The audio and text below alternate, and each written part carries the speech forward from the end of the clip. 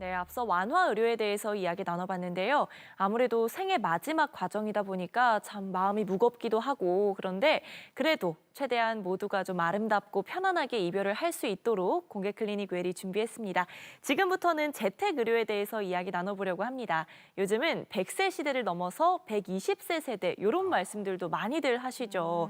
그만큼 기대 수명은 늘어났지만 건강 수명은 또 그에 미치지 그렇죠. 못해서 내가 아픈 채로 노년을 다 보내야 하는 거 아닌가 이런 걱정들 많이들 하고 계신다고 해요. 네, 예전에는 아픈 환자를 돌보는 일이 오롯이 가정의 몫이었는데 최근에는 가족과 환자의 부담을 좀 덜어주기 위해서 의료진과 지역사회가 함께 돕는 통합 돌봄이 또 생겨나고 있다고 해요. 이게 사실 부산 경남이 전국에서 또 이렇게 초고령 사회를 진입한 지역이기도 하고 그래서 우리 부산 경남에 꼭 필요한 제도가 아닐까라고 생각해 보는데 맞습니다. 그래서 오늘 공개 클리닉 웰은 끝까지 본방사수 그리고 제 방 보시는 분들은 제 방사수까지 하시길 바라겠습니다. 네, 본방사수, 재방사수까지 잘 부탁드리겠습니다. 한의사 방호열 원장님 모시고 이야기 나눠보겠습니다. 원장님 어서 오세요. 어서 오십시오. 네, 삶의 마지막까지 내 집에서 찾아가는 주치의 방문진료 한의사 방호열입니다. 네, 맞습니다. 성함 자체가 방문 진료 방방곡곡 가가호호 열심히 딱 뜨네. 너무 삼행시 하시죠. 그래서 마음에 드십니까? 좋은 이름. 원장님 그러면 정말 말 그대로 환자분을 직접 찾아가시는 거죠? 네, 맞습니다. 대한민국은 작년 12월에 노인 인구가 20%가 넘는 초고령 사회에 진입하였습니다. 사람이 이제 나이가 들게 되면 거동이 안 좋아집니다. 그렇게 되면 장기요양 등급을 받을 수가 있는데요. 경남에 약 9만 명, 부산에 약 8만 명 정도의 장기요양 등급 환자가 있습니다. 이런 분들은 거동이 안 되기 때문에 환자가 병원에 가서 진료를 받는 외래 진료나 입원 진료가 힘들 수 있습니다. 그래서 이런 분들은 의료진이 집으로 찾아가는 방문 진료가 더 나은 진료일 수 있습니다. 그리고 통신기기를 사용해서 하는 비대면 진료도 적합할 수 있는데 이 방문 진료와 비대면 진료를 합쳐서 재택 의료라고 하기도 합니다. 제가 지금 들고 놓은 게 이게 휴대용 초음파인데 이게 초음파입니다. 어머, 진짜요? 네, 이걸 이제 핸드폰으로 또는 태블릿 PC로 네. 화면을 보면서 이제 이용할 수 있습니다. 너무 신기하다. 그리고 요거는 이제 심전도 기계입니다. 어머, 굉장히 어머, 작죠. 어머. 네. 그죠? 실제로 이제 포터블 엑스레이라고 해서 들고 다닐 수 있는 엑스레이도 나오고 있습니다. 근데 그 엑스레이가 지금 CT 기능까지 되는 경우도 있습니다. 네. 녹화 끝나고 저 복부 초음파 한 번만. 거기는 받아가요. 바로 하지. 아마 그 복부까지 가기 전까지 두께가 상당할 것 같습니다. 역시 방방곡곡 가가호 열심히 다니시니까 아시네. 받는 걸로. 예. 네, 이렇게 원장님께서는 다른 병원들과 달리 좀 특별한 하루를 보내신다고 합니다. 원장님의 진료실은 어떤 모습일지 함께 보고 오시죠.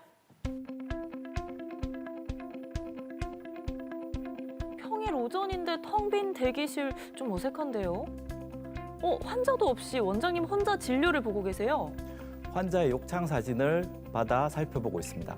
저게 욕창이에요? 오늘 사이즈는 1.7. 혈압도 바이탈도 괜찮네요. 혈당은 좀 높은 편인데 이 시간 안 물어봐야 될 것 같습니다. 전화 거시네 저렇게.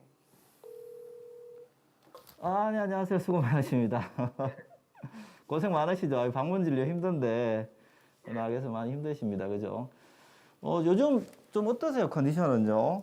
그 저번 주에는 이제 그 폐렴이 있으셔가지고 네네. 월요일날 네네. 네 그때 병원에 가셨다가 네. 지금 나오셔 입원은 아니시고 갔다가 오셨는데 네. 지금 괜찮으세요? 멀리 타 지역에 계신 원장님이 보내주신 사진을 보면서 진료 노하우를 설명드리고 욕창의 상태 변화를 설명드리고 있습니다. 방문치료 선배시니까. 이제 왔다 갔다 계단식으로 낫는 편이거든요. 하여튼 계속 좀 수고해 주시고 다 나을 때까지 뭐 얼마 남지는 않고 지금 안정적이라서 지금 굉장히 괜찮은 상태니까 계속 좀 수고 좀 부탁드리겠습니다. 예 알겠습니다.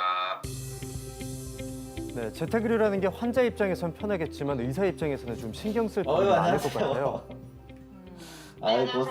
고생 많으십니다. 그래서 좀 우리 방식대로 하다가 자세하게 알려주는 덕분에 치료 이게 빨라지는 것 같아요.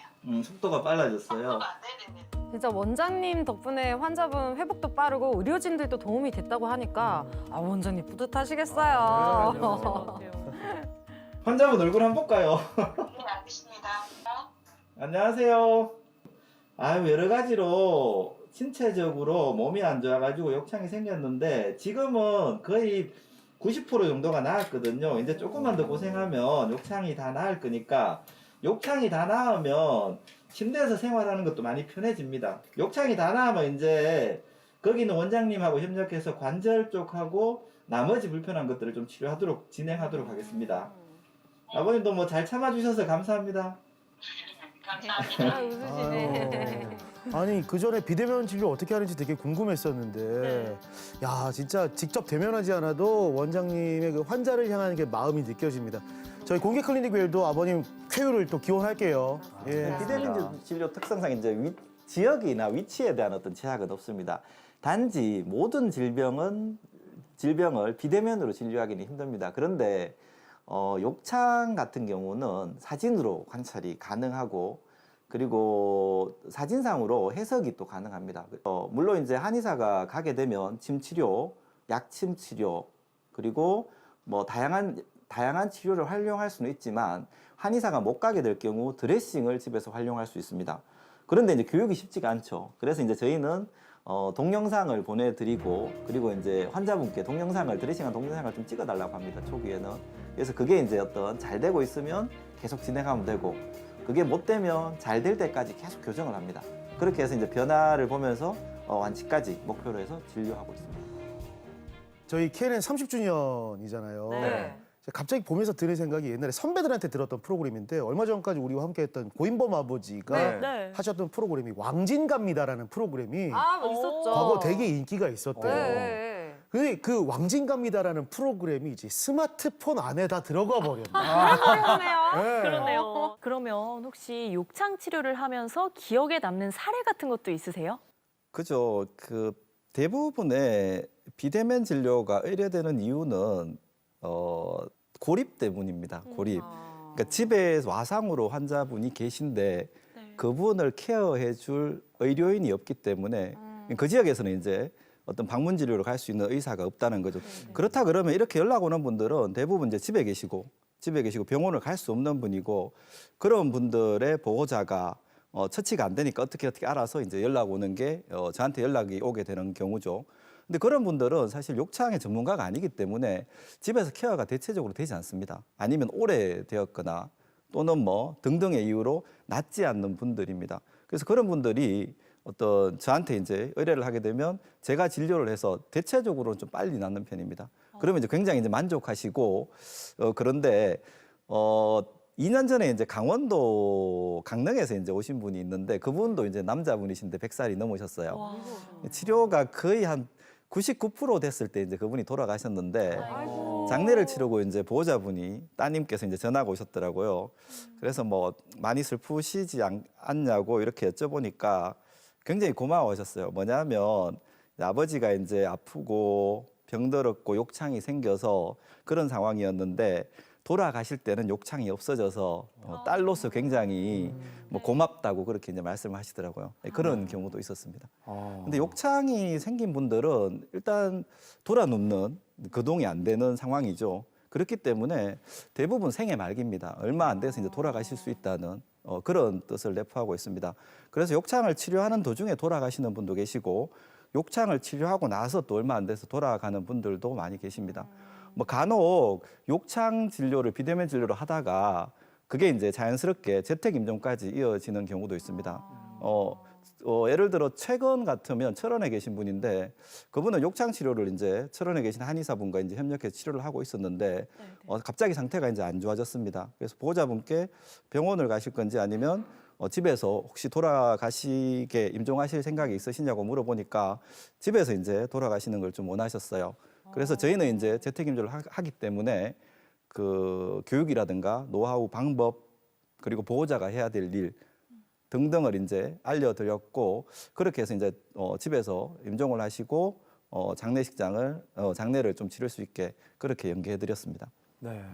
생을 마감할 때는 우리가 집에서 생을 마감하는 게 또 좋겠지만은 아무래도 병원에서 생을 마감하는 경우가 많잖아요. 그러다 보니까 이 재택 임종이 좀 번거로울 수 있겠다라는 생각이 들긴 하거든요. 네, 맞습니다. 근데 또 반대도 있습니다. 노쇠 질환이라고 하는데요. 어떤 급성기 병이 아니라 장기적으로 꾸준히 안 좋아졌고 충분히 그분을 잘 돌보고 있는 상황이었다 그러면 잘 돌보고 있었는데 갑자기 그 상황이 안 좋아졌다고 해서 병원에 임종을 위해 가는 거는 사실 맞지 않다고 볼 수 있겠죠. 왜냐하면 계속 모시던 어머니를 갑자기 병원에 보냈을 때 상태가 더 안 좋아질 확률도 꽤 높습니다. 왜냐하면 환경이 바뀌기 때문입니다. 그리고 보호자 입장에서도 매일 보던 어머니가 병원에 가시게 되면 뭐 짧은 면회가 진행될 수 있겠죠, 그죠? 그래서 어떤 가족 간의 어떤 뭐 돌봄이 완전히 깨지게 됩니다. 그리고 임종 또한 집에 계시면 자연스럽게 이제 모든 부분을 다 볼 수가 있는데 병원에 계셔서 임종을 할 경우는 임종을 못 볼 수도 있고 네. 보더라도 짧은 시간에 이제 볼 수 있겠죠, 그죠?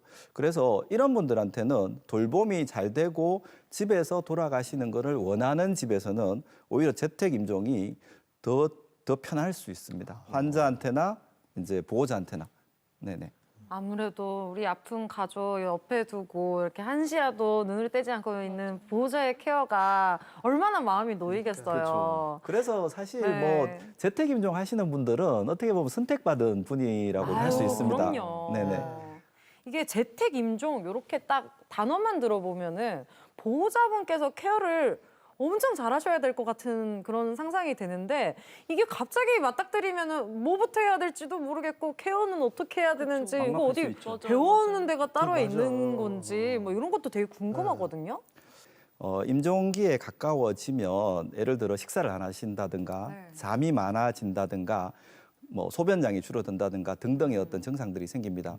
그러면 이제 저희가 환자분한테 먼저 선택을 좀 하게 합니다. 뭐 예를 들어 집에 계속 계실 건지 병원에 가실 건지 그 이전에 물론 저희 의료진이 회의를 해서 이분이 회복 가능한지 불가능한지를 먼저 판단을 합니다.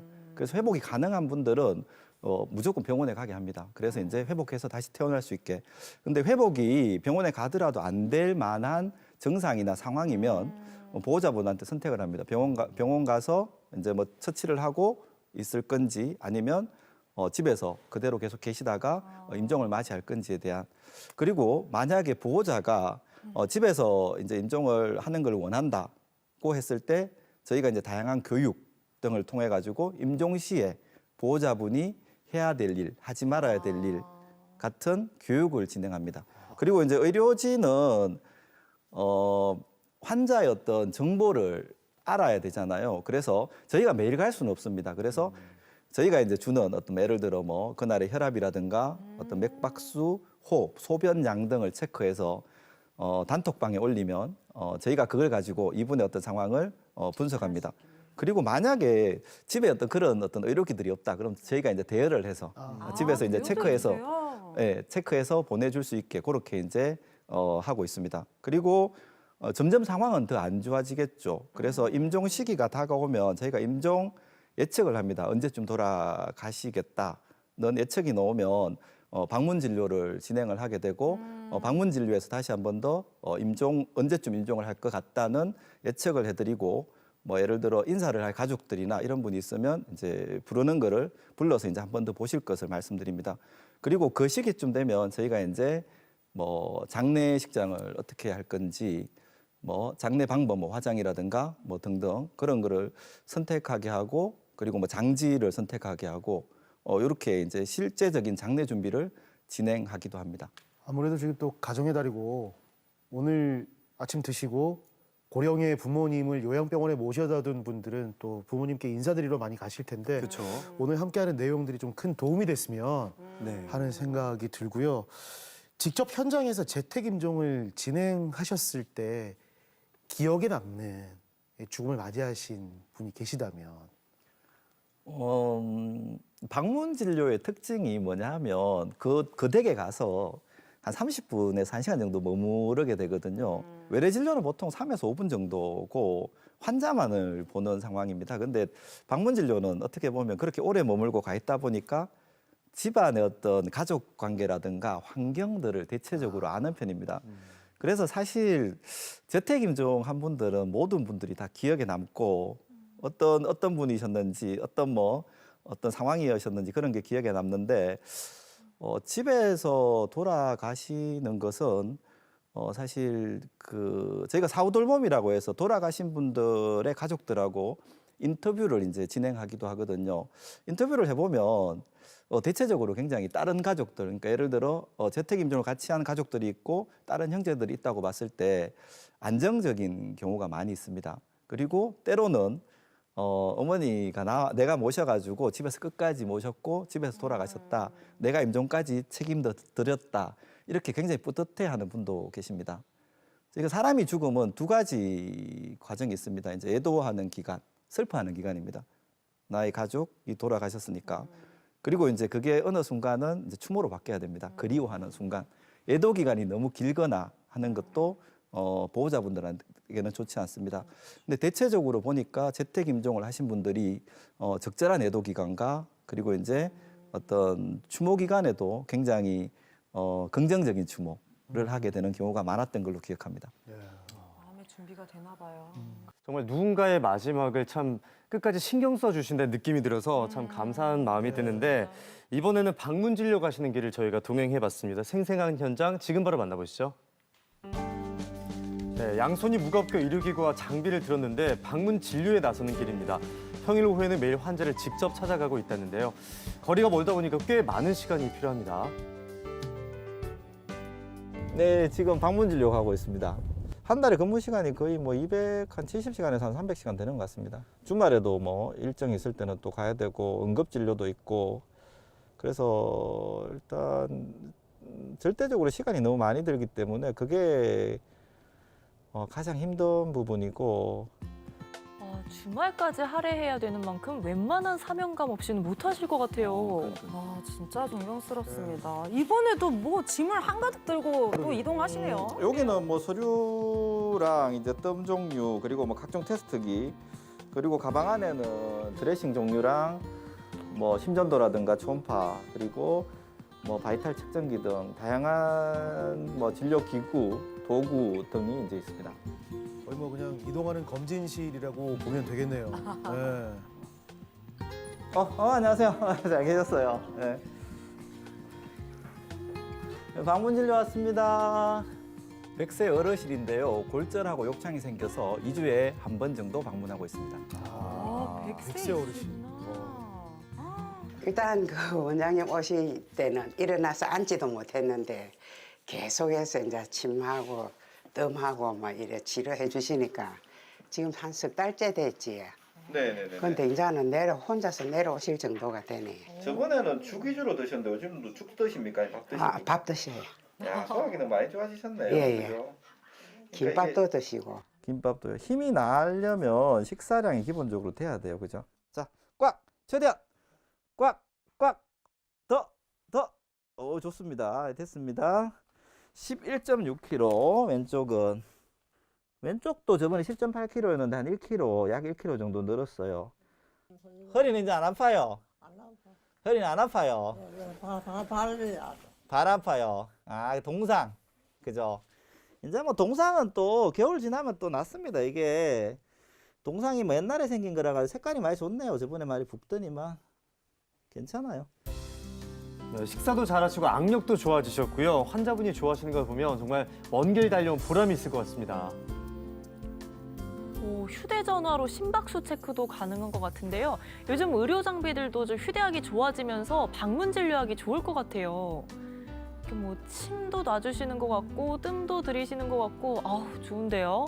저 침대에서 떨어져서 꼬리뼈 골절이 됐는데 이렇게 돌아 눕지도 못했어요. 이렇게 누워 있다 보니까 욕창이 심하니까 막 원장님이 계속 막 틈만 나면 오셔서 봐주셨어요. 그래서 지금은 욕창도 다 났고, 자, 일어나 앉지도 못하던 사람이 이제 저렇게 여기까지 나올 정도로 좋아지셨어요. 가서 치료를 받으려면 힘들죠. 거의 못하죠. 근데 그러고 간호사 선생님도 매주 목요일마다 오셔가지고 또 치료해 주시고, 원장님 한 달에 2번 와서 치료해 주시고, 그렇게 엄마가 엄청 좋아지셨어요. 어머니. 네, 네. 아, 누워 계시는 거 보니 이분도 좀 많이 불편하신가 봐요. 병원 가기도 힘드실 텐데 진짜 방문 진료가 너무 살짝 소중합니다. 그 생물학적 세균막이 생겨가지고 저번처럼 좀 끌어내겠습니다, 그죠? 좀 끌어내야 돼가지고 옆으로 한번 누워보실게요. 이분은 욕창 3단계인데 드레싱하고 침 치료를 진행하고 있습니다. 요게 이제 막이 안 좋은 거예요, 요게. 요게 있으면 새살이 잘 안 생깁니다. 이렇게 걷어냈는데도 또 좀 생겼네요, 그죠? 욕창도 뭐 얘기 들어보니까 사람들 얘기 들어보니까 이쪽이 제일 위험하다 하더라고요. 네, 저 지금 있는 저기가. 그래서 제가 걱정을 많이 했죠. 참 막막했는데 여기는 버스도 없고, 그러니까 제가 뭐 간데도 택시로 불러가지고 갈 수밖에 없었고, 그리고 이제 이걸 이제 어떻게 하다 보니까 찾아가지고 그래 했는데, 또 원장님이 오셔가지고 치료도 참 잘해주세요. 제가 걱정했던 거를 원장님이 잘 치료해 주셔가지고 지금은 이제 걱정이 없습니다. 처음에는 걱정을 많이 했는데. 분명히 재택에 고립된 분들이 있고 분명히 누군가의 도움은 필요합니다. 누군가는 일을 해야 되고 그래서 뭐 그런 의미에서 뭐 단순히 그냥 주어진 일이고 해야 되는 일이기 때문에 열심히 한다 그 생각 위주로 현재는 진행하고 있고 어떤 그분의 어떤 원하는 것 의료뿐만 아니라 어떤 원하는 것 그런 걸 좀 할 수 있는 예를 들어 뭐 간단하게 날씨 좋은 봄날에 공원에 가서 꽃구경을 한다든가 와상이면 현재로는 불가능하죠. 그게 이제 지역 자원하고 협력하고 그리고 좀 더 나은 몸이 됐을 때 그렇게 진행할 수 있는 좀 그런 환경이 되었으면 그런 세상이 되었으면 좋겠습니다. 네. 앞서 누군가는 꼭 해야 할 일이다라는 말씀이 참 기억에 남는데 이게 사실 집으로 일일이 찾아간다는 게 말이 정말 쉽지 않은 일이거든요. 네. 힘들죠. 그러다 보니까 환자 입장에서는 의사가 집으로 찾아오게 된다면 아무래도 비용이 걱정될 것 같은데 어느 정도 부담을 하게 되나요? 보통 건강보험의 경우 한 3만 원에서 한 5만 원 정도 비용을 부담합니다.